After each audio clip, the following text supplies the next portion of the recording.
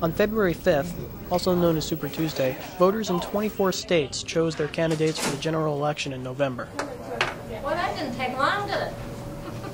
Senator Hillary Clinton won 57% of her home state's votes, while Illinois Senator Barack Obama received 40%. New York State will split its 232 delegates 60-40. Arizona Senator John McCain beat out former Massachusetts Governor Mitt Romney and Arkansas Governor Mike Huckabee, claiming all 101 of New York State's pledged delegates. At the Allegheny Community Center, 866 people cast their votes.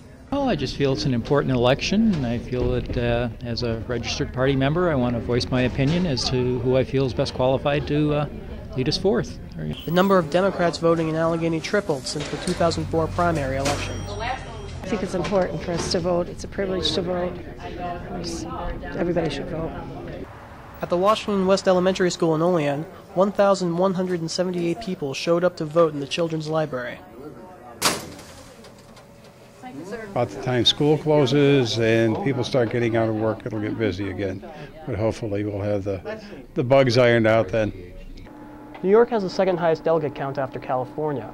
Officially, we won't know the final candidates until the delegates go to vote in their conventions at the end of the summer. That's who we're voting for, basically, are the delegates who are going to go and cast their vote for the person that you voted for in the voting booth.